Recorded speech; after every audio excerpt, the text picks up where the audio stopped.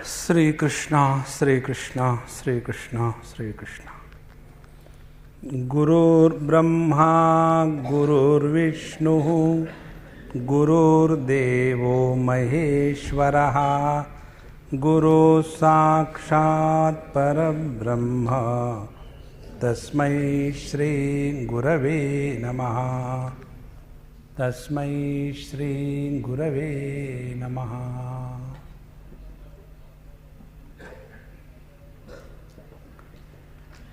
ये संसार प्रारंभ होता है शब्द से, और शब्द है शब्द जालम महारण्यम चित्त भ्रमण कारणम। और शब्दों का ये जाल एक बहुत बड़े अरण्य माने जंगल के जैसा है, और उसमें आदमी ऐसा फंस जाता है कि उसमें से निकलना मुश्किल। और इसलिए भगवान रमण महर्षि ने अपने जीवन में सबसे सिंपल साधना बताई, और वो साधना है चुप रहो। मौनम व्याख्या प्रकटित पर ब्रह्म तत्वम युवानम वर्षिष्ठान्ते वसद ऋषिगणैः आवृतम ब्रह्मनिष्ठैः। जब हम चुप रहते हैं तो चुप रहना माने वाणी से ही बोलना बंद करना नहीं। चुप रहना ये मन की तपस्या है। हमारा मन भी शांत रहे। और जब हमारा मन शांत रहता है तो उस मन में एक विशेष शक्ति जागृत हो जाती है, और उस शक्ति का नाम है ऋतंभरा प्रज्ञा। ऋतंभरा प्रज्ञा माने वह ज्ञान जिसके द्वारा तत्व को हम ग्रहण कर सकते हैं। वैसे देखा जाए तो परमात्मा संपूर्ण विश्व में चर अचर जड़ चेतन सभी में ठसाठस भरा हुआ है। भगवान की कहीं कमी नहीं। कोई देश काल वस्तु व्यक्ति परिस्थिति स्थान विशेष किसी में भी भगवान का अभाव नहीं है। इतना होते हुए भी हमको उस प्रभु का अनुभव क्यों नहीं आता?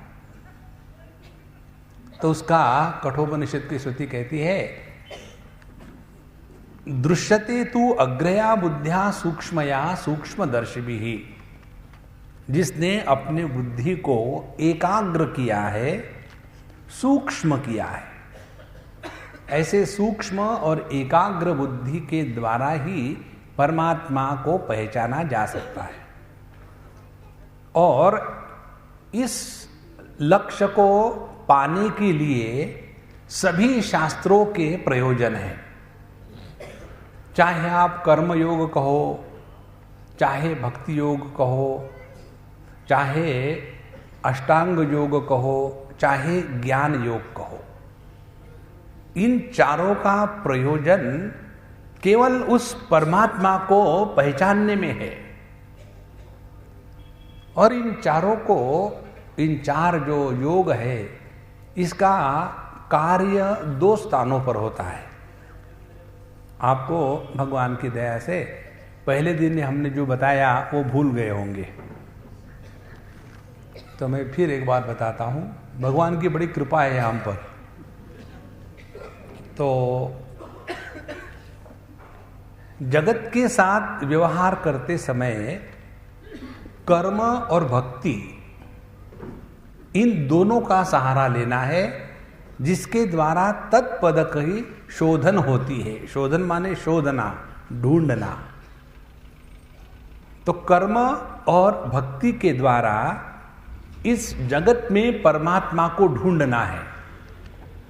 तत्वमसि महावाक्य के उपदेश में वेदांत शास्त्र बताता है कि हमको तत्पद और त्वम पद, तत्त्वम असि तीन शब्द है। पद माने शब्द। तो ये जो तीन शब्द है, तत् माने परमात्मा, त्वम माने तुम, असि माने हो।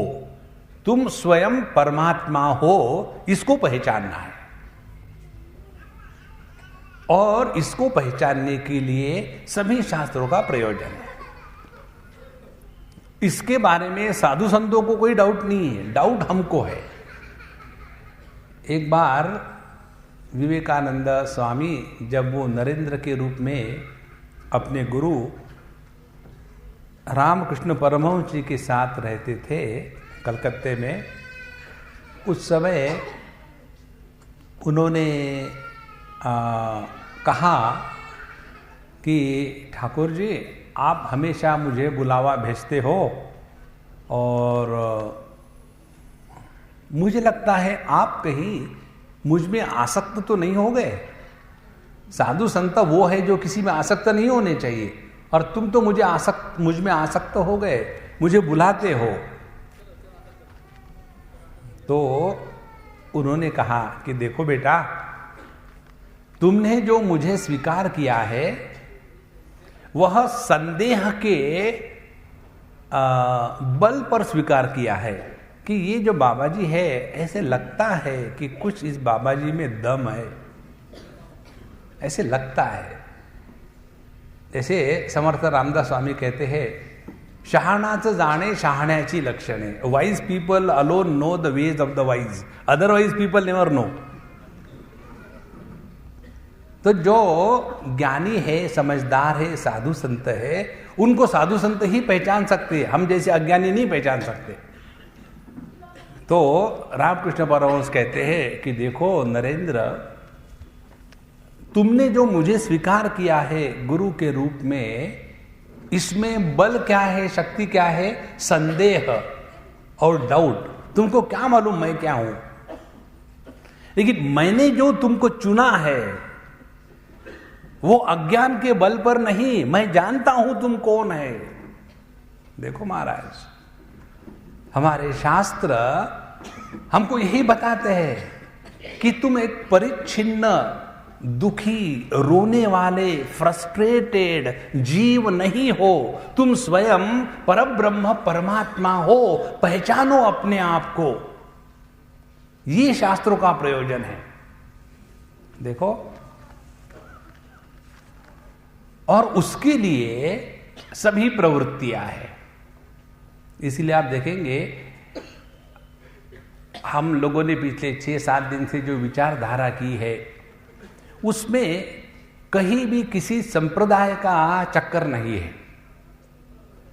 कि आप शिव जी को विश्वास रखते हो, कि भगवान कृष्ण पर विश्वास रखते हो, कि क्रिश्चियन हो, कि मुसलमान हो। इससे कोई चक्कर नहीं, क्योंकि जो तत्व की बात है वहां फालतू बातें नहीं हो सकती। जैसे समझो मुझे मेरे हार्ट का ऑपरेशन करना है। मुझे एक ने बताया था, एक अम्मा ने बंबई में, स्वामी जी आपको तो कभी हार्ट अटैक आ ही नहीं सकता। मैंने बोला धन्य हो, थैंक यू फॉर योर आशीर्वाद। बोले पूछो तो सही क्यों? ने क्यों? बोले आपको दिल है ही नहीं। हमने कहा तुमने ठीक ही कहा है, दिल एक ही तो था, जो था वो कन्हैया ले गया, अब खाली दिल से बैठे। तो जब हमको अपने हार्ट का ऑपरेशन करना है तो जिस डॉक्टर के पास हम जाते हैं उसको पूछते हैं, क्या डॉक्टर साहब आपका गोत्र क्या है? मेरा तो भैया भारद्वाज गोत्र है, आपका क्या गोत्र है? और यदि आपका मेरा गोत्र जुड़े तो ऑपरेशन करो, नहीं तो जाओ। ऐसा होता है क्या? इसी प्रकार से तत्व के उपलब्धि में एक ही क्वालिफिकेशन है, और वो ये है आप 2 पैर पर चलने वाले, दिमाग से विचार करने वाले मनुष्य हो, बाकी कुछ नहीं चाहिए। तो ऐसे मनुष्य को जो शास्त्र बात बताते हैं, वो ये कभी नहीं बताएंगे कि तुम पापी हो, तुमने बहुत पाप किया है इसलिए तुम दुख पा रहे हो। नहीं, इसकी 1-2 बातें हम आपको बता दें। एक बार एक अम्मा बड़ी बीमार थी, हमेशा हमारे प्रवचन में आती थी। एक बार नहीं आ पाई वो। तो हमने पूछा भाई वो हमारी अम्मा कहाँ गई? तो बोले स्वामी जी वो बीमार है और उसको गाउट हो गया था। पता नहीं क्या गाउट होता है, सब घुटनों में सभी जोड़ों में दर्द होता है, बहुत जबरदस्त। इतना हो रहा था कि वो अपनी नौकरानी के साथ बेड पर सोती थी। उसको यदि अपने हाथ को पेट से हटा करके नीचे रखना है तो अपने आप नहीं कर पाती थी, इतना उसको भयानक दर्द था। तो मैं उसको जब मिलने को गया तो थोड़ी देर के लिए रोई। हमको देख करके लोग रोते हैं, पता नहीं चेहरा ऐसा है क्या भगवान। अब हो भी तो मैन्युफैक्चरर्स डिफेक्ट, हम क्या करें।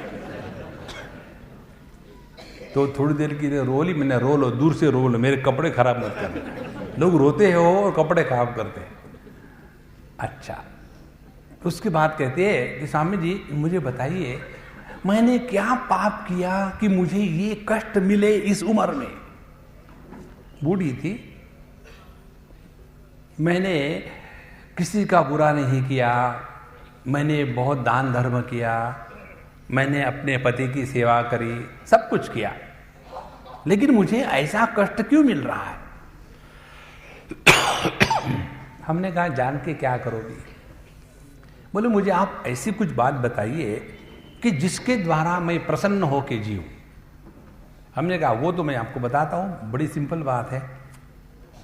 क्या बात है? आपने कहा देखो, जब हमको जीवन में सुख चैन मिलता है तो वो हमारे पुण्य का फल है। पुण्य का फल सुख होता है और पाप का फल दुख होता है। तीसरा फल नहीं इस जगत में। तो हमने कहा देखो मैया, तुमको ये जो दुख हो रहा है ना शारीरिक, बुढ़ापे में आकर के, तो तुम्हारे पापों का क्षय हो रहा है। जब तुम्हारे पापों का क्षय हो रहा है तो ये अच्छी बात है कि बुरी बात है? देखो, और भगवान ने तुमको बुढ़ापे में आकर के ये सब कष्ट दिए हैं।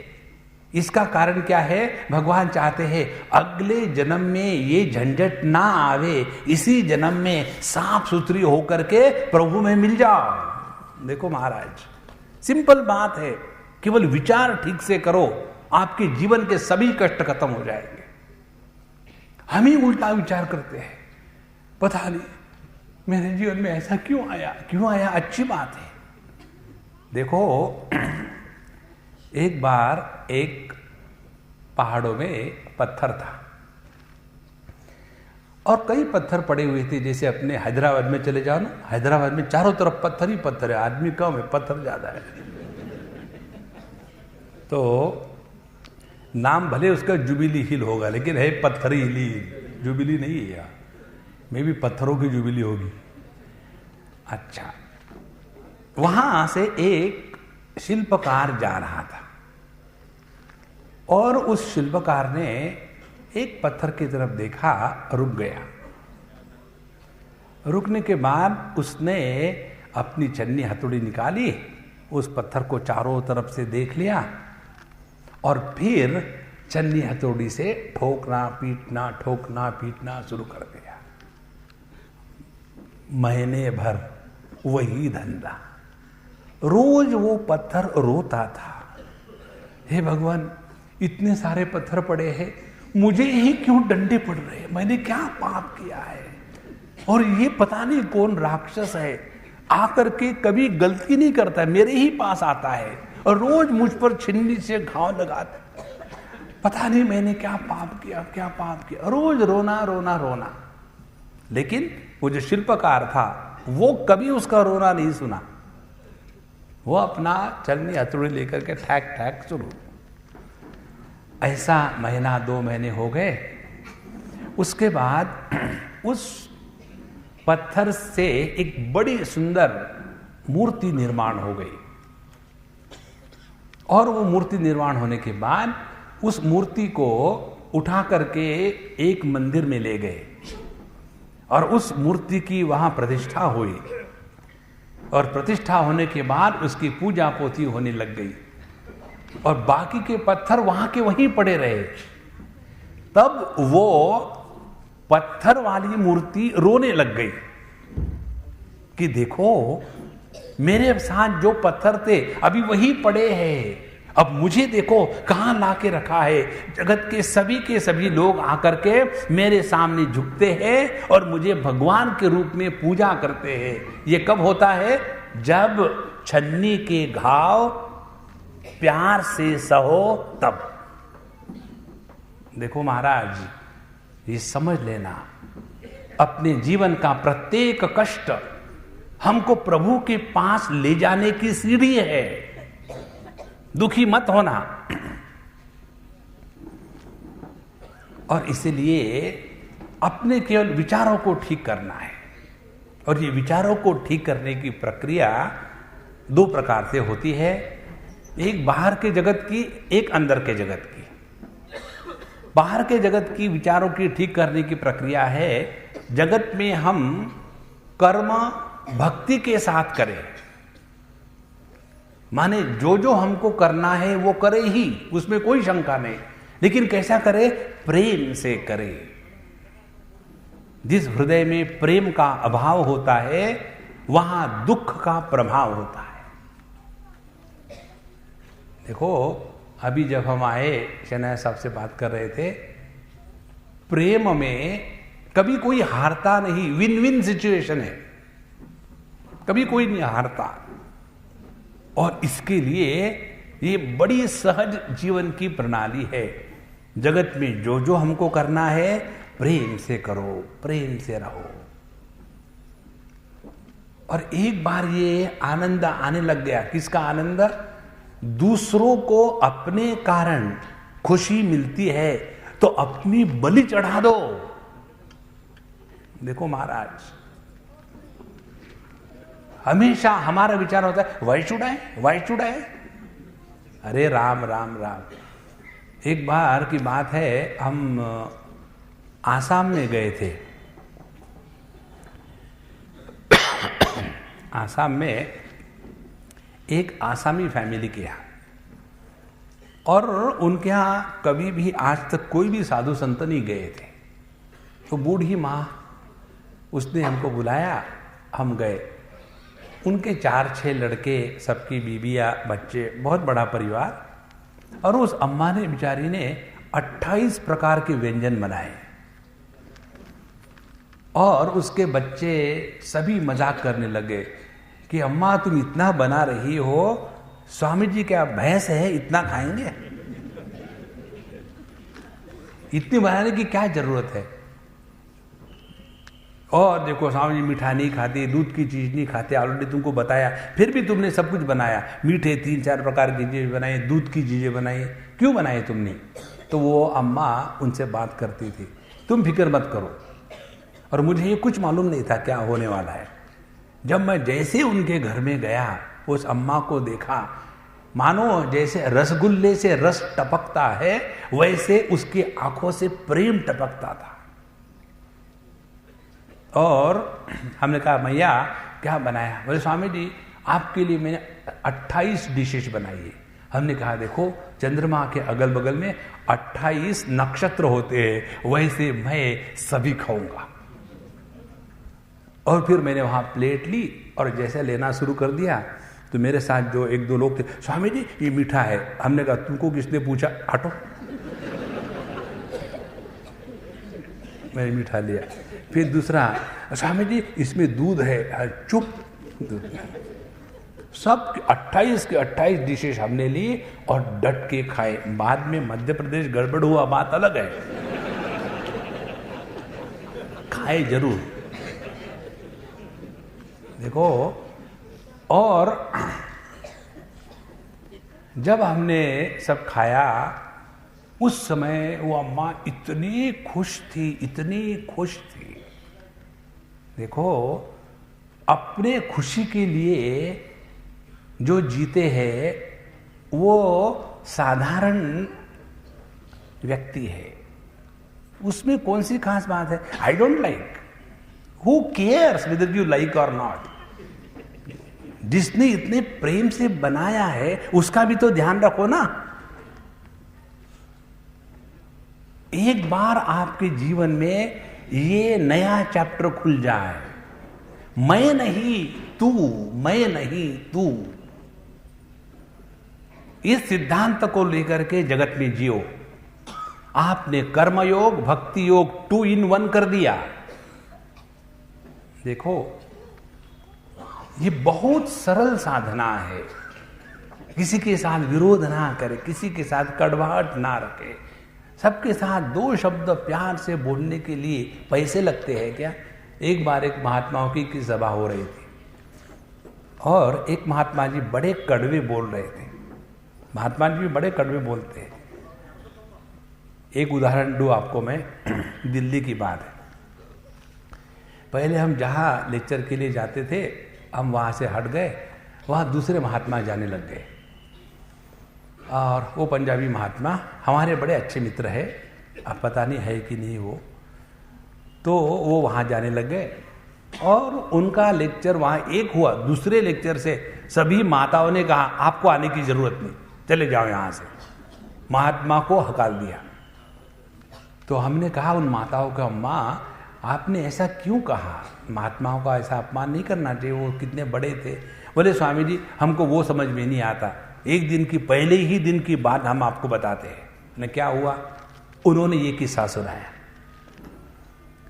वहाँ सत्संग में 11 से 12 बजे तक सत्संग होता था किसी मंदिर में, और सभी अपनी पंजाबी लेडीज वहाँ आकर के सत्संग होता था।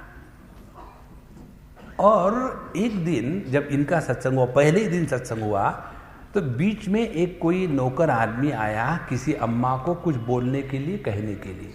अब आया तो आने दो, क्या फर्क पड़ता है, लेकिन जब अंदर में कड़वाहट होती है ना, तो चेहरे पर वाणी में अपने आप निकल आती है। तो उस महात्मा ने कह दिया क्यों बीच में आया, काहे के लिए आया? और आगे क्या कहते हैं, किसके मरने की खबर लेके आया। देखो, सत्संग में बैठ करके ऐसी कड़वाहट, अब किसकी क्या जरूरत होगी हमको क्या पता है, लेकिन मैं ऐसा हो जाता है कि जगत के साथ व्यवहार करते समय हमारे कारण किसी का दिल दुखता है, किसी को कष्ट होते हैं, किसी के प्रति अपशब्द निकलते हैं, किसी के प्रति बुरे संकल्प निकलते हैं। यही तो सबसे बड़ा पाप है। पाप का फल दुख होता है। और जब हमारे मन में किसी के प्रति बुराई आती है, तो उस अंदर में आई हुई जो बुराई है उसी के कारण दुख होता है। देखो महाराज, इसलिए ये सिद्धांत जगत में रह करके रहो, तो आपने कर्मयोग भी किया, भक्ति योग भी किया। अब देखो, इसमें हमने आपको कहीं बांध के नहीं रखा है। हाथ में माला लेकर के घुमाते रहो, कब तक के? जब तक मैं वापस नहीं आता तब तक।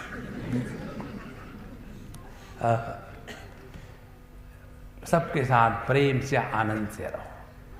अच्छा, दूसरी बात, कई बार हमारे जीवन में कष्ट आते हैं, एक दूसरे से नहीं बनती, तो कोई बात नहीं, ऐसे समय शांत हो जाओ। ध्यान से सुनना एक सिद्धांत, किसी के भी साथ कोई भी चीज जस्टिफाई करने का कभी प्रयत्न मत करना। समझो मैं हमारे वीणा अम्मा से प्यार करता हूं, I don't have to justify. Pure love is that which doesn't require any certification. ऐसे शुद्ध भाव से जगत में रहो। देखो, अपने आप आपका हृदय पवित्र होते जाएगा, और जितना आपका हृदय पवित्र होगा, उतना आप जो दूसरी है साधना की बात, अंतरंग साधना, उसमें आप लग पाओगे। अब अंतरंग साधना क्या है? अंतरंग साधना के 2 पहलू हैं। एक है योग साधना और दूसरी है ज्ञान साधना। योग साधना में अपने ऊपर नियंत्रण लाने की पराकाष्ठा।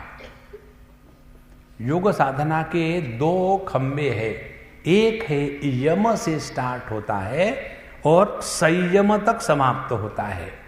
तो यम, नियम, आसन, प्राणायाम, प्रत्याहार, धारणा, ध्यान, समाधि और इन तीनों को इकट्ठा करो तो संयम। तो यम से लेकर के संयम तक यह जो योग साधना है जिसके द्वारा हमारा अपने मन पर, हमारी वृत्तियों पर नियंत्रण रहता है। देखो, आप यदि गाड़ी चलाना चाहते हो और बढ़िया आपकी गाड़ी है, सिर्फ एक ही चक्कर है, क्या समझो आप यहां से हुमनाबाद के लिए निकले, हम कल परसों गए थे, और बड़ी स्पीड से गाड़ी जा रही है और कोई गड़बड़ी हो गई बीच में, कोई आरटीओ आ गया। मालूम है ना आपको आरटीओ किसको कहते हैं? भैंस। यहाँ बहुत है, कहीं भी चले जाओ आरटीओ खड़े हो जाता है। तो आरटीओ आ गया और यदि आपने ब्रेक अप्लाई किया, लेकिन आपकी गाड़ी इतनी स्टैंडर्ड की है कि बिडर में ब्रेक अप्लाई करो तो हुमनाबाद में रुकती, तो क्या कंडीशन होगी? इसी प्रकार से हमारे जीवन में प्रवृत्ति और निवृत्ति, इन दोनों पर जब संपूर्ण नियंत्रण आता है तभी हमने अपने आप पर नियंत्रण लाया है। देखो, केवल खाते रहना या बिल्कुल नहीं खाना, दोनों संभव है। हम अभी कल परसों एक सज्जन से मिले, वृद्ध थे, हमको पूछ रहे थे, स्वामी जी आपका संप्रदाय कौन सा है और आपके संप्रदाय में एकादशी के दिन भात खाने की कल्पना कैसी है? हमने कहा कि पापा हमारा कोई संप्रदाय नहीं, हमारा सिद्धांत ये है, पेट भर के रखो, दिमाग खाली रखो। बहुत सिंपल सिद्धांत है, नहीं तो खाओ मत और पब्लिक को खाओ खाओ खाओ खाओ शुरू कर दो, क्या जरूरत है? जीवन में दोनों में संतुलन होना है। ये अध्याय 5 में विषय आता है। भगवान वहां कहते हैं संन्यास कर्मयोगश्च निःश्रेयसकरा उभौ तयोस्तु कर्म संन्यासात् कर्मयोगो विशिष्यते। हमारे जीवन में प्रवृत्ति के साथ साथ निवृत्ति, इन दोनों पर जब संपूर्ण नियंत्रण आ जाता है तब हमने योगाभ्यास किया है। योगाभ्यास का तात्पर्य एक आसन में बैठना या अनेक आसनों की नुमाइश करना ये नहीं।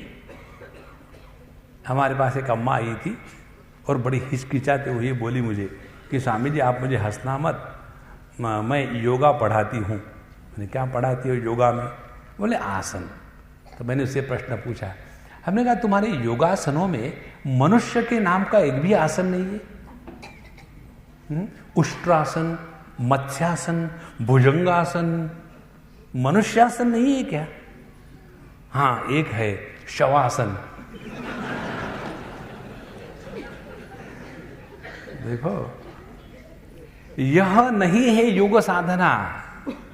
योग साधना का तात्पर्य है अपने पर सहज प्रयत्न रहित नियंत्रण, उसको कहते हैं योगाभ्यास। नहीं तो अपना शीर्षासन करके खड़े हो गए, क्या मिला? यहां आपने वो शक्ति जागृत हो गई, किसी को कर्ज दे दिया, तुम्हारा सत्यानाश होगा, उसका हो गया, सो व्हाट? देखो, उसको योगाभ्यास नहीं कहते, वो विकृति है योग की। असली योग की सिद्धि है। एक हमारे महात्मा थे वृंदावन में जिनका नाम था उड़िया बाबा, बड़े सिद्ध महात्मा थे। वो बड़े सहजता से कहते थे, उनकी आसन सिद्धि इतनी पक्की थी, एक आसन में 18-20 घंटे वो बिना हिले बैठते थे। 18-20 घंटे, हमको 18-20 सेकंड नहीं होता, कभी इधर कभी उधर, कभी उधर कभी इधर, और ऐसे हिलते हिलते आसन वाले के नीचे मिर्ची रख दो तो चटनी तैयार। देखो, वो कहते थे सबसे बड़ी सिद्धि है अपने मन को नियंत्रण में रखना, सबसे बड़ी सिद्धि है। इससे बढ़कर के और कोई सिद्धि नहीं है।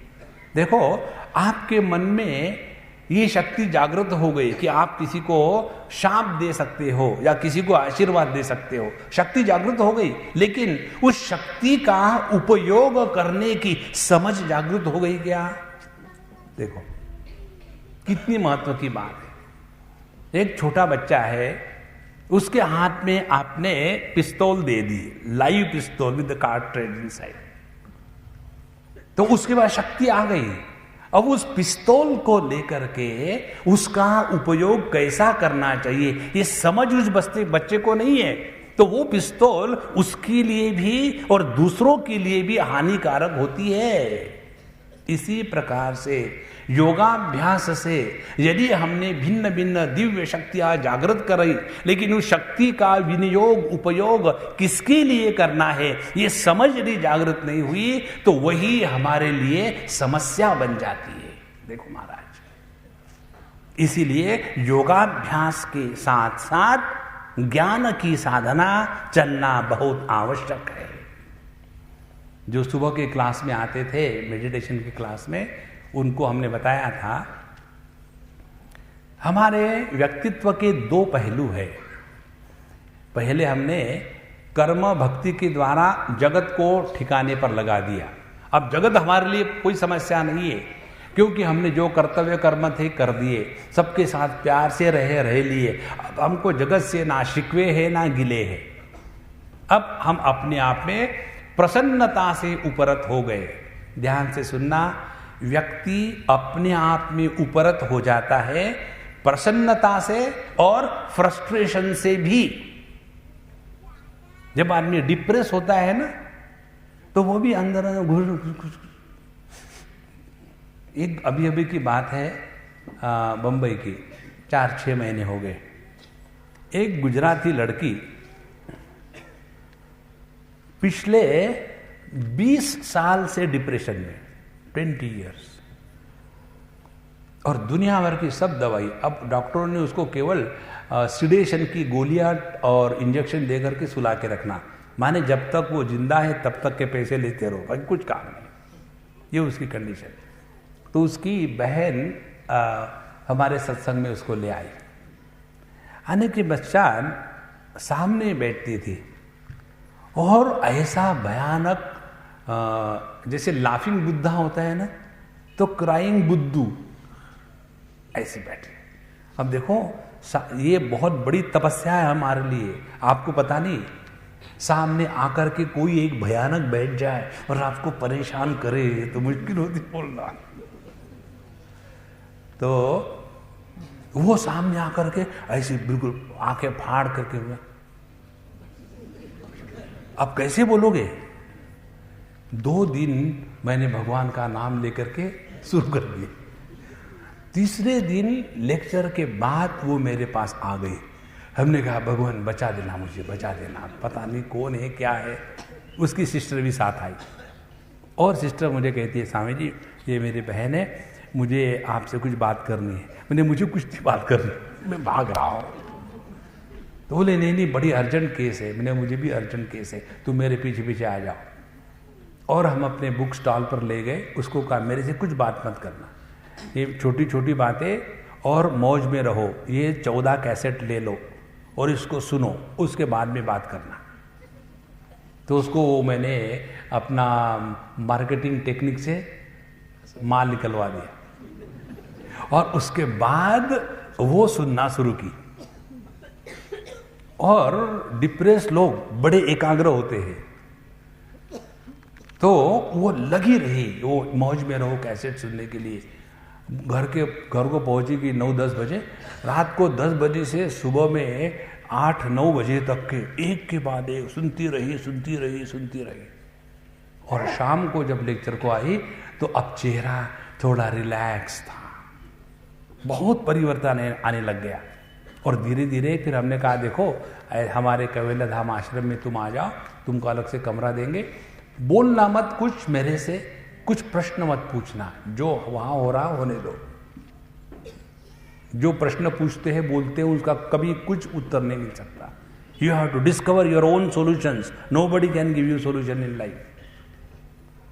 आ गई वहां 15 दिन रही, सत्संग अटेंड किया। धीरे धीरे उसमें इतना परिवर्तन आने लग गया कि जाने के दिन शी कुड कट जोक्स, हंसना खेलना एकदम नॉर्मल हो गया। तो उसके माँ बाप मुझे जब मिले, अभी मैं अहमदाबाद में गया था, बूढ़े, उसके बाप है कोई 90 और माँ है 85 की, ये उनको मारती थी, इतनी भयानक क्रूर हो गई थी। सब उसमें से निकल आई। एक ही सिद्धांत, जीवन में हल्के फुल्के रहो। जब मनुष्य हल्का फुल्का रहता है ना, तभी अपने पर नियंत्रण होता है। देखो, जो ड्राइवर गाड़ी चलाते समय हल्के फुल्के होते हैं, उनका गाड़ी पर नियंत्रण होता है। और जो दांत दबा करके स्टीयरिंग को पकड़ करके बैठे हैं, ऐसे ऐसे, पता नहीं लोग क्यों आते हैं रास्ते में, हटो हटो हटो, देखो गाड़ी आ रही है। इतने टेंशन में जब गाड़ी चलाते हैं और उतरना हो तो भूल जाते हैं कि स्टीयरिंग को छोड़ना पड़ता है, उसको उखाड़ के बाहर आ गए। अरे राम, ये कोई लाइफ हो गई? रिलैक्स। जितना आप हर परिस्थिति में रिलैक्स रह सकोगे, उतनी आपने योग साधना की है। योग साधना का अर्थ है हम हर स्थिति में अपने मन का संतुलन बनाए रखते हैं। योगः कर्मसु कौशलम और समत्वम योग उच्यते, 2 परिभाषाएं भगवान ने दी। तो हमको जगत में ऐसा रहना है जिसके द्वारा हमारे मन का संतुलन ज्यों का त्यों रहे। ऐसा जिसका मन संतुलित रहता है, ऐसा ही व्यक्ति शास्त्रों का अध्ययन और उसके ऊपर चिंतन कर सकता है। जो व्यक्ति छोटी छोटी चीजों में कह करता है, उसको लॉलीपॉप दे दो, चुप रहो, बहुत हो गया। वो किसी चीज का अधिकारी नहीं है। इसीलिए 3 स्टेजेस अब हम आपको ज्ञान की बात बता रहे हैं। तो योग की बात इतनी समझ लेना, हम कॉम्प्लिकेट नहीं कर रहे। नहीं तो फिर आसन ये है, प्राणायाम ये है, फिर यम ये है, नियम वो है, उसके बाद प्रत्याहार है, फिर धारणा, ध्यान, समाधि, और उसके लिए बैठे रहो और पद्मासन लगा के बैठो और फिर खुलता नहीं। उसके बाद मोबाइल से फायर ब्रिगेड को बुलाओ, टो करके ले गए, क्या हो गया? पद्मासन। हम वो नहीं बता रहे आपको। सहज जीवन में रहो, कहीं भी फंसो मत। ये हो गई योग साधना। ऐसा जो व्यक्ति हल्का फुल्का, प्रसन्न, स्वयं पर संपूर्ण नियंत्रण, कभी भी मन का संतुलन नहीं खोता, ऐसा व्यक्ति, उसके लिए शास्त्र ये बातें बताते हैं। पहली बात, हम जब तक इस जगत में देह भाव से रहते हैं और उससे ऊपर उठने का प्रयत्न नहीं करते, तब तक के हमारा उद्धार नहीं हो सकता। पहली बात। सबसे बड़ी साधना ये है, सबसे बड़ी स्टेप ये है कि हमको अपने को इस देह में रहने वाले जीव के रूप में स्वीकार करना है। जहां हमने इस सिद्धांत को स्वीकार किया तो क्या होगा? अब देखो, माने इस देह में रहने वाला मैं यदि देह से भिन्न हूं, अब इसके ऊपर में चिंतन शुरू कर दो तो चिंतन क्या बताएगा? देह का जन्म हुआ, मेरा जन्म नहीं हो सकता क्योंकि मैं देह से भिन्न हूं। देह की अनेक अवस्थाएं हैं। शिशु अवस्था, बच्चे को शिशु कहते हैं ना, मालूम है क्यों कहते हैं शिशु? कहीं भी वो शी और शू कर देता है, इसीलिए शिशु।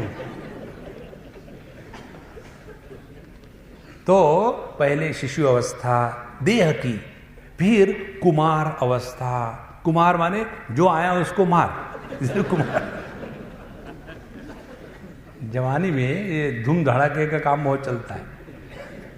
उसके बाद फिर आज जाती है not so old, now really old, now gone case. एक बच्चे ने हमसे पूछा था, Swami ji what is the difference between young age and old age? ऐसे young is young, old is old, no there is a difference. मैंने बताओ क्या डिफरेंस है? बोले young age comes and goes, old age comes and takes.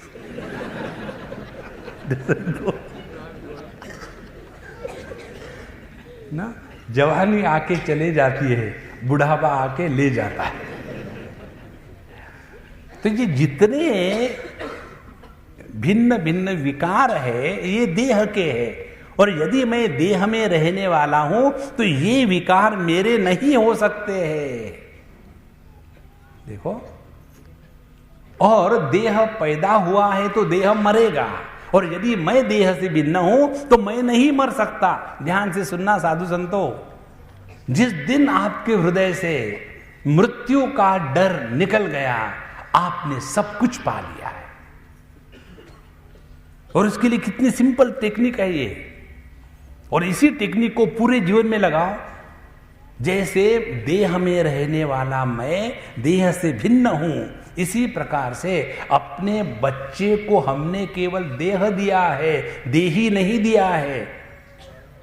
तो वो देह में रहने वाला देही, जिसको हम अपना बच्चा कहते हैं, वो अपनी सूटकेस में अपने पिछले जन्म के संस्कार की गठड़ी लेके आया है, और उसके अनुसार जीवन जिएगा, चला जाएगा। आपका आपके बच्चे पर कोई नियंत्रण हो ही नहीं सकता, कारण आपका अपने पर कौन सा नियंत्रण है? देखो, हमारे दुख का यही कारण है। वो कैसा है? हमारा अपने मन पर नियंत्रण नहीं, और हम अपने मन के कहने के अनुसार नाचते हैं। उसी प्रकार से हमारे बच्चे, उनका उनके मन पर नियंत्रण नहीं, वो भी उनके मन के अनुसार नाचते हैं। तो एक नाचने वाला दूसरे नाचने वाले को कंट्रोल करना चाहता है। देखो, इसीलिए इस सिद्धांत को स्वीकार कर लो तो जीवन में एकदम परिवर्तन आ जाएगा। यहां कोई किसी का रिश्तेदार नहीं है। जहां ये बात हृदय में पक्की बनेगी, फिर क्या होगा? फिर सबके साथ टाइम पास। जैसे हम यहां इकट्ठे आए हैं पिछले 7 दिन से, बस आते हैं, शाम के दिन भर अपना घूमे फिरे, काम कुम किया, शाम के लिए बिडर में एंटरटेनमेंट के लिए अच्छे फ्री में बाबा जी मिल गए।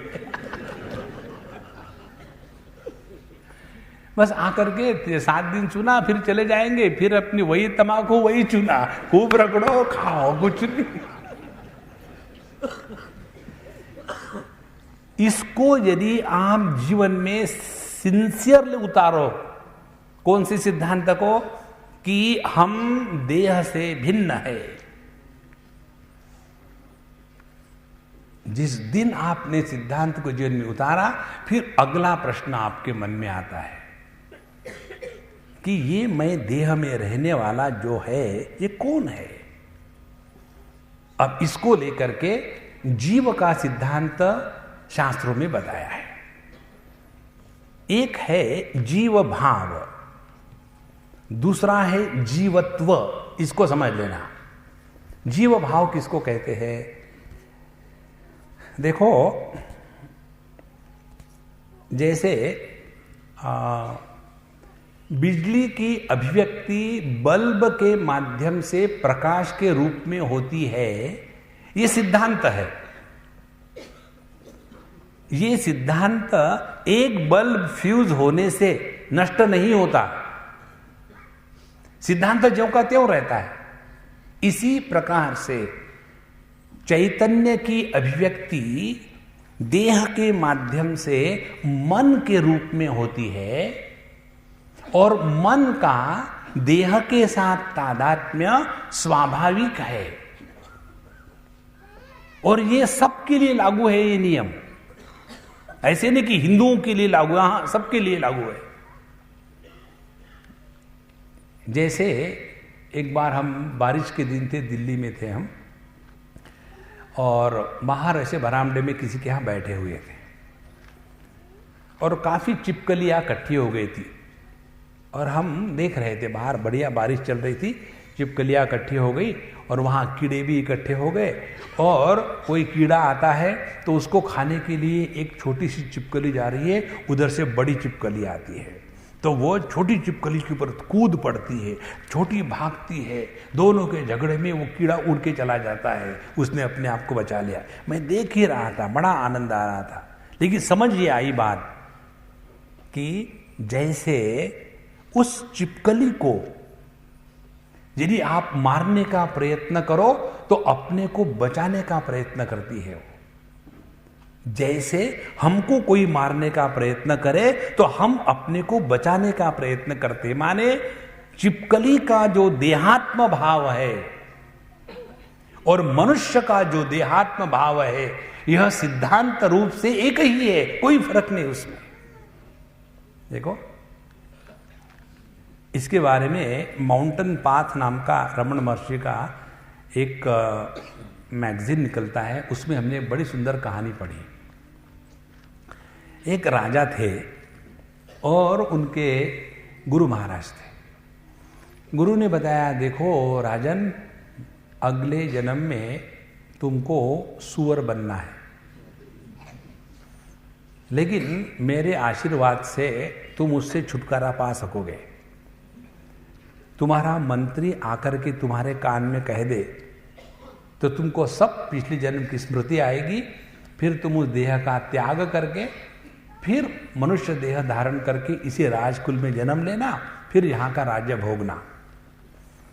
तो उस राजा ने अपने मंत्री को बता दिया कि ऐसा ऐसा मेरे गुरु ने बताया। बोले ठीक है। एक दिन राजा मर गया, तो मरने के पहले उसने बताया मंत्री को, देखो मैंने तुमको बताया ना, ऐसा ऐसा सुअर का ढांचा होगा, उसमें मैं हूँगा, सुअर को ढूंढ के निकालना और फिर मुझे बताना। बोले ठीक है। राजा मर गया। मरने के बाद मंत्री की सुअर हंटिंग शुरू हो गई। 1-1.5 साल के बाद जैसे सुअर को कहा था वैसे सुअर मिला। उस सुअर को पकड़ा। पकड़ने के बाद रॉयल पिग, तो उसको ले आए नला धुला करके।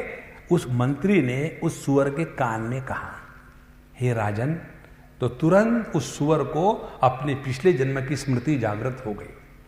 हमारे शास्त्रों के अनुसार कहते हैं, जब बच्चे के दांत निकलना शुरू होते हैं तब बच्चा अपने पिछले जन्म की स्मृति नष्ट कर देता है। जब तक के दांत नहीं निकलते तब तक के बच्चा अपने पिछले जन्म को इस देह में जीता है।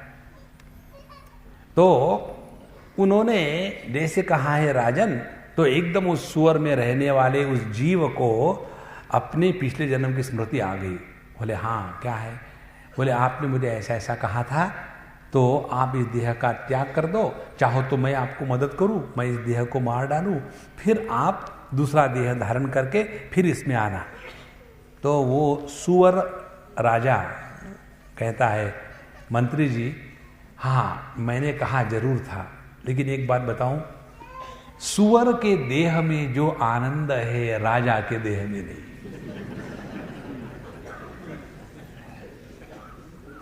देखो, तादात्म्य मनुष्य का अपने देह के साथ हो या एक चूहे का या बिल्ली का या कुत्ते का उसके देह के साथ हो, यह तादात्म्य का सिद्धांत सर्वसामान्य है। अब ध्यान से सुनना, इस तादात्म्य को तोड़ना और देह में रहते हुए अपने परमात्मा स्वरूप को पहचानना, यह केवल मनुष्य को ही संभव है, पशु पक्षियों को नहीं। और इसीलिए मनुष्य के योनि में आने के बाद ही पाप पुण्य होता है। ये भी बिल्ली चूहे को खाती है छल छल करके। आपने देखा ना, बिल्ली चूहे को कैसे फट से नहीं मार देती, उसको छलती है, पहले उसको पैर से मारेगी, वो घबराता है, दौड़ता नहीं, और फिर मारेगी और उसको छल छल के मारती है, तो बिल्ली को पाप नहीं लगता। क्यों? कि वो उसका स्वभाव है। मनुष्य में कर्तृत्वाभिमान जुड़ने के कारण पाप पुण्य की निर्मिति होती है। और यही मनुष्य देह में आने के बाद देह के साथ तादात्म्य रखते हुए मैं देह से भिन्न सच्चिदानंद परब्रह्म परमात्मा हूं, इसको पहचानने के पश्चात इसी देह के माध्यम से फिर जो अभिव्यक्त होता है उसको साधु संत कहते हैं। और ये हमारे सबके लिए संभव है। ये लक्ष्य है जीवन का। अभी तक तो हम अपने देह के माध्यम से देह के रूप में पशुओं के जैसे जी रहे हैं। आहार, निद्रा, भय, मैथुनम च, 4 बातें। इससे बढ़कर के भी मनुष्य देह में जो हायर पॉसिबिलिटी है उसका कभी हमने ध्यान ही नहीं किया। देखो महाराज, इसीलिए जिस व्यक्ति ने इस जीव भाव के सिद्धांत को धीरे धीरे स्वीकार कर लिया, फिर हमारा जो ज्ञान का मंथन है वह शुरू हो जाता है। कैवल्य उपनिषद का मंत्र है, आत्मान मरणिम कृत्वा प्रणवम चोत्तरारणिम ज्ञान निर्मथनाभ्यासात् पाशम दहति पंडितः। अपने आप को, ये प्रसंग वेदों का है।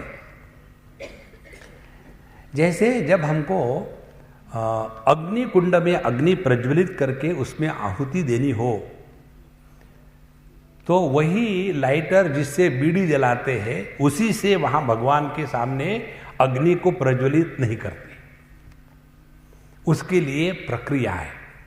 प्रक्रिया यह है कि 2 लकड़ी के कप्स, कटोरियां, एक जमीन पर गड़ी हुई है, ऊपर से दूसरी कटोरी है, उसको एक ब्रह्मचारी दबा के रखता है पक्का, और दोनों के बीच में एक लकड़ी का डंडा है, और उस लकड़ी के डंडे को रस्सी बांध करके जैसे मंथन करते हैं दही का, वैसे उसका मंथन करते हैं। उसके द्वारा नीचे की जो अरणी है, कटोरी है, उसमें लकड़ी का घर्षण होने से वहाँ गर्मी पैदा होती है, और उसमें थोड़ा सा कपास, थोड़ा सूखा लकड़ी का भूसा डाल करके उसको प्रज्वलित करते हैं। और वो जब प्रज्वलित हो जाती धीरे धीरे, तो उस अग्नि से यज्ञ को जागृत करते हैं। ये टेक्निक है। अब इसको लेकर के हमको मंत्र में बताते हैं कि हमारा जो मन है यह है नीचे की कटोरी, और प्रणवम च उत्तरारणी, और ओम जो है यह ऊपर की कटोरी है, और ज्ञान का मंथन हमको करना है। ज्ञान निर्मथनाभ्यासात्, जब हम दही का मंथन करते हैं तो दही में छिपा हुआ जो मक्खन है वो धीरे धीरे ऊपर आने लग जाता है। ध्यान से सुनना। और एक बार वो मक्खन दही में से, बटर मिल्क में से ऊपर आया, तो फिर वो दही में या बटर मिल्क में मिक्स नहीं होता। देखो, इसी प्रकार से यदि हमने योग्य प्रकार से आत्मचिंतन किया है, तो आत्मचिंतन के द्वारा जो समझ पैदा होती है वो समझ कभी नष्ट नहीं होती। इसको समझ लेना है। इसीलिए अपने अंतःकरण में ओम का आधार लेकर के ज्ञान का मंथन करना है। इसीलिए सभी मंत्रों में, सभी धर्मों में ओम को इतना महत्व दिया है। चाहे आप एक ओंकार कहो, चाहे आप ओम कहो, चाहे आप आमी कहो, चाहे आप आमेन कहो, सबका तात्पर्य एक ही है। वही एक शब्द जो सबसे पहले था, जिसको स्फोट कहते हैं। अब इसके साथ मंथन करना माने क्या, इसके ऊपर जरा समझदारी से विचार करना है। बहुत सूक्ष्म विषय है, एकाग्रता से सुनो। वहां उपनिषद बताती है विचार करने की प्रक्रिया। ओम के 3 अंग है, अ, उ और म। अ जो है, ये शब्द का जब आप उच्चारण करते हो तो आपको कुछ करना नहीं पड़ता, केवल जब आवाज निकलती है अपने आप आवाज निकलती है। ये जो अस्वाभाविक ध्वनि है, मूल ध्वनि, मूल शब्द, इसमें जब मॉडिफिकेशन आ जाते हैं, विकार आ जाते हैं, उन विकारों को ऊ कहते हैं। अ होता है कंठ में, ऊ होता है हमारे मुख के अंदर, और म होता है होठों के अंत में। तो पूरे जितने शब्द है संपूर्ण विश्व में, ये सभी के सभी शब्द इस अ, उ और म इसके अंदर में निहित है, और इन्हीं अ, उ, म इसी के द्वारा संपूर्ण जगत का वर्णन होता है। इसीलिए संपूर्ण जगत को यदि आपको एक शब्द में कहना है तो उसको ओम कहते हैं। इसी को लेकर के होली बाइबल में कहा है, in the beginning was the word was with the Lord and the Lord was the word. ये जो शब्द है वो यही ओम है। अब ये अ, उ, म का अर्थ क्या है? हम ज्ञान की मंथन कर रहे हैं, ध्यान से सुनना। अ का तात्पर्य है जागृत अवस्था, उ का तात्पर्य है स्वप्नावस्था, और म का तात्पर्य सुषुप्ति अवस्था। जाग्रत स्वप्न सुषुप्तिषु प्रपंचम यत् प्रकाशते तेभ्यो विलक्षण साक्षी चिन्मात्रोहम सदाशिवः। अब ये ज्ञान का मंथन है, ध्यान से सुनना। जागृत अवस्था के 3 भाग, जागृत पुरुष, जागृत अनुभूति और जागृत जगत, इन तीनों को सपना और सुषुप्ति इसमें प्रवेश नहीं है। फिर सपना आता है, सपने में भी वही 3 बातें, स्वप्न पुरुष, स्वप्न अनुभव और स्वप्न जगत। इन तीनों को जागृत और सुषुप्ति इस पे प्रवेश नहीं है। इसी प्रकार से सुषुप्ति में, सुषुप्त पुरुष इसको प्राज्ञ कहते हैं, सुषुप्ति का अनुभव और सुषुप्ति का अभावात्मक जगत, इन तीनों को जागृत और स्वप्न में प्रवेश नहीं है।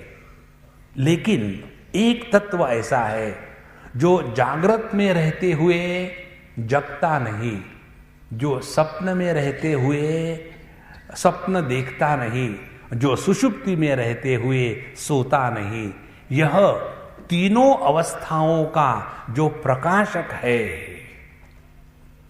उसको पहचानो।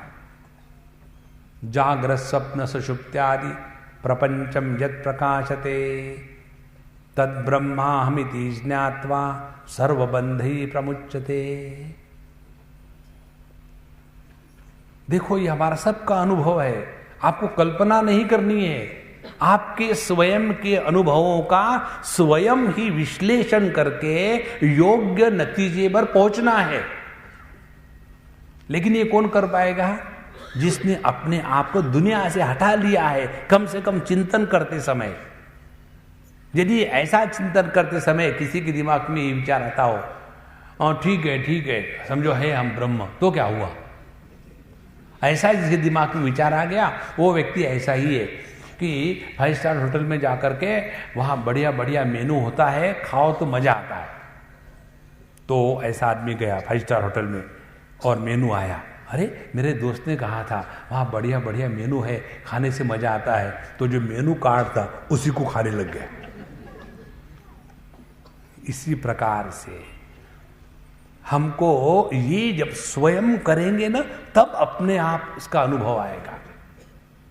तो जागृत अवस्था में ध्यान से सुनना, बचपन से आज तक कितने बार जागृत अवस्था आई चली गई, आई चली गई, आई चली गई। उसी प्रकार से कितने बार सपने आए चले गए, आए चले गए, आए चले गए।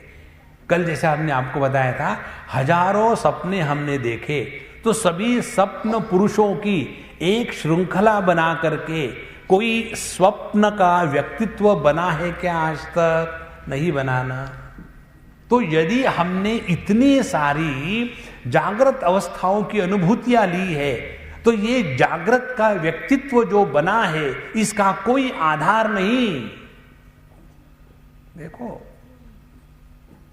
इसको डाइजेस्ट करने के लिए स्टैमिना चाहिए, तब समझ में आती है बात। तो जागृत स्वप्न सुषुप्त्यादि प्रपंचम यत् प्रकाशते, इसी प्रकार से जागृत और स्वप्न, इसमें हमारा अनुभव होता है भावात्मक। भावात्मक माने ये है, ये है, ये है। जागृत के सभी अनुभूतियों में उपलब्धि है के रूप से होती है।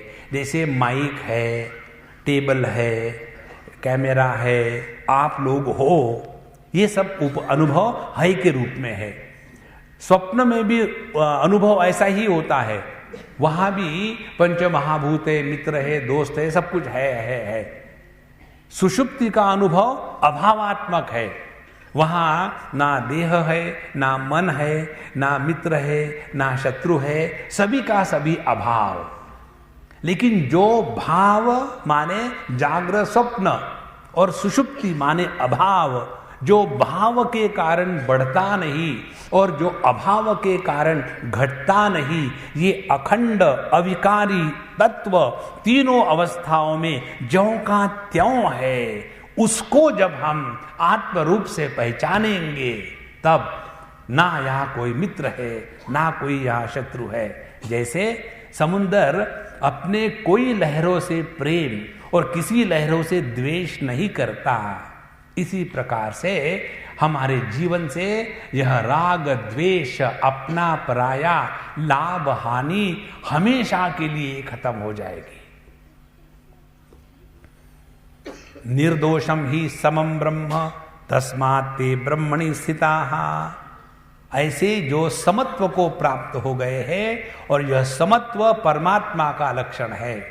तो जो व्यक्ति ये सभी भेदों के ऊपर उठता है और सब में समत्व की दृष्टि से अनुभव करता है, वो स्वयं परमात्मा स्वरूप है। अब इसको हम एक और सूक्ष्मता से आपको बताएंगे। इसको केवल पहचानना है बाबा, और कुछ नहीं करना। असल में देखा जाए, राग द्वेष का अस्तित्व कहीं नहीं है। केवल हम कल्पना करते हैं कि मुझे ये अच्छा नहीं लगता, वो अच्छा लगता है। देखो कैसे हमारी जो आंखें हैं सभी रूप रंग को प्रकाशित करती है। कारण क्या है? किसी भी रूप रंग के प्रति हमारी आंखों में राग द्वेष नहीं है। इसीलिए हमारे कान सभी शब्दों को प्रकाशित करते हैं। कोई अच्छा कहे तो सुनते हैं, कोई बुरा कहे तो सुनते हैं। कोई सुर में गा रहा हो तो सुनते हैं, कोई असुर हो तो सुनते हैं। देखो, क्योंकि कान शब्दों के प्रति राग द्वेष नहीं रखते। इसी प्रकार से हमारा मन, उसमें अच्छे विचार भी आते हैं, बुरे विचार भी आते हैं, सद्विचार भी आते हैं, दुर्विचार भी आते हैं। तो कारण क्या है? हमारा मन अच्छे बुरे दोनों के प्रति समान है। इसी प्रकार से जो शुद्ध चैतन्य है, वह जागृत स्वप्न का भाव और सुषुप्ति का अभाव, इन दोनों के प्रति समान है। यह जो समत्व है, यह जो समता है, ये जो सब में उपलब्ध नित्य चैतन्य है, वही अपनी असलियत है। एक बार इसको पहचान लो, बस। उसके बाद तैत्तिरीय उपनिषद में आता है, हा वो अहमन्नम अहमन्नम अहमन्नम अहमन्नादो हमन्नादो हमन्नादः। फिर एतस्साम गायन्नास्ते, फिर वह ज्ञान का संगीत प्रारंभ हो जाता है। ज्ञान के संगीत में शुद्ध प्रेम की अभिव्यक्ति है। उसमें त्रिषु धामसु भोक्ता भोगश्च यद भवेत, भोक्ता भोग करने वाला, भोग भोग की अनुभूति और भोग्य जिसकी अनुभूति करी गई, ये तीनों के तीनों जो एक तत्व है उसको जिसने पहचाना है, उसके जीवन में राग द्वेष का हमेशा के लिए अभाव होगा। ऐसा जो अनुभव है यही अपने जीवन की पराकाष्ठा है और इसी को कहते हैं ज्ञान के द्वारा मंथन करना। अब इसके ऊपर आप चिंतन करते जाओ, चिंतन करते जाओ। जैसे देखो हमारे मन में किसके प्रति राग द्वेष होता है, लेकिन वो टिकता नहीं। देखो बचपन में कोई चीज हमको अच्छी लगती थी, फिर उसका त्याग कर दिया, जवानी में आ गए। फिर जवानी में कोई लड़का लड़की अच्छी लगती थी, फिर उसका त्याग कर दिया। फिर पैसा कमाना अच्छा लगने लग गया, फिर बुढ़ापा आ गया, पैसा अच्छा कमाना खत्म हो गया। अब हमको जरा समाज की सेवा करनी है, क्यों? घर का सत्यानाश किया, अब समाज बचा है।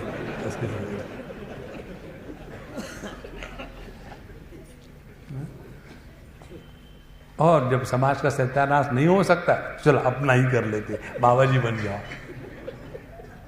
देखो कहीं भी हमारा मन हमेशा नहीं टिकता, इसीलिए सभी की सभी साधना इसी में है, अपने आप को पहचानो और इसके लिए लगे रहो। ये मत समझ लेना कि once in a week 1 hour, Ekadashi के दिन हम चावल नहीं खाते। हमको ये साउथ इंडियन उपवास बड़ा अच्छा लगता है। ये जो है ना गुजरात, महाराष्ट्र, वहाँ राजस्थान, वहाँ की उपवास भिन्न है, साउथ इंडिया का उपवास भिन्न है। साउथ इंडिया के उपवास में केवल चावल नहीं खाएंगे, बाकी चपाती, पूरी, सब्जी, तड़का, प्याज, लहसुन सब चलता है। तो ये इससे कुछ नहीं होगा। हमको एक बात ध्यान में रखना है, आध्यात्मिक जीवन 24 घंटे का धंधा है। It is not a part time profession. नहीं, हम अभी ऐसा करते हैं, हमने जरा वीआरएस ले लिया है, इसलिए 1 घंटा वहां जाते हैं, 2 घंटे वहां जाते हैं, 3 घंटे वहां जाते हैं, और घर में आने दिया तो घर में जाते हैं। ऐसा पार्ट टाइम प्रोफेशन नहीं है आध्यात्मिक जीवन। It is a 24 hour preoccupation. और यदि ये सब समझ करके जियो तो देखो जीवन में मस्ती आ जाएगी। फिर सबसे महत्व की बात एक होती है, हमारा मूड कभी भी ऑफ नहीं होता। बहुत बड़ी उपलब्धि है जीवन की। नहीं तो हम अपने मूड के शिकार बनते हैं, और ये सबसे अपने को ही परेशान करने वाली बात है। जब देखो ना अपना मूड ऑफ होता है तो दूसरों को कोई नुकसान नहीं है, कहे नहीं आज मूड ऑफ है, डोंट वरी, डिलीट। आजकल बड़ा अच्छा हो गया, highlight and delete once for all, shift delete, no storage in that bin also. इसलिए अपने मन को समत्व में, एकाग्रता में, शांति में, प्रसन्नता में जितना रखने का प्रयत्न करेंगे, प्रसन्न रहने में कर्म योग है, प्रसन्न रहने में भक्ति योग है, प्रसन्न रहने में अष्टांग योग है, प्रसन्न रहने में ज्ञान योग है। भगवद गीता में चारों बातें आपको स्पष्ट मिलेगी। ब्रह्मभूत प्रसन्नात्मा न शोचति न कांक्षति। जिसने अपने स्वरूप को पहचाना है वो प्रसन्न है, और जो प्रसन्न है उसके क्या लक्षण है? न शोचति, भूत का भूत उतार दिया, और न कांक्षति। पता नहीं लोग अपने बच्चों के नाम कैसे रखते हैं, अपेक्षा, आकांक्षा, आशा, ये सब मानसिक रोग है। और मैं भी लोग ठीक समझ कर ही रखते होंगे, बीबी है आशा नाम रख दो, परेशानी तो आई। कभी किसी ने अपने बच्चे के नाम रखे हैं क्या? Dysentery, cancer, diarrhoea, constipation? नहीं, क्योंकि वो रोग है। तो किसी से कोई अपेक्षा नहीं, आकांक्षा नहीं। न शोचति न कांक्षति, और समहा सर्वेषु भूतेषु, और सबके साथ उसी प्रेम से हमको रहना है। देखो, इसी को कहते हैं पराभक्ति। ये जिसके जीवन में आ गया उसका जीवन कृतकृत्य हो गया। ये जिसके जीवन में आ गया उसके पहली 7 पीढ़ियों का उद्धार हो गया, और अगली पीढ़ियां निकलेगी तो उनका भी उद्धार होगा, क्योंकि उनका मध्य यही है। तस्मात् प्रेमैव कार्यम प्रेमैव कार्यम। इस प्रकार से बाहर का जगत और अंदर का जगत, इसका हमेशा संतुलन रखे, समझदारी से जिए, और जितनी समझदारी बढ़ती जाएगी आपको अपने स्वरूप का चिंतन अपने आप होने लगेगा, और जितनी अपनी पहचान होगी उतने आप परेशान कम होंगे। यही जीवन का लक्ष्य है। हम सबको ये प्राप्त होवे, प्रभु चरणों में प्रार्थना करके यहाँ विराम लेते हैं। ओम पूर्णमदः पूर्णमिदं पूर्णात् पूर्णमुदच्यते पूर्णस्य पूर्णमादाय पूर्णमेवावशिष्यते। ओम शांति शांति शांति। हरि ओम। श्री गुरुभ्यो नमः। हरि ओम।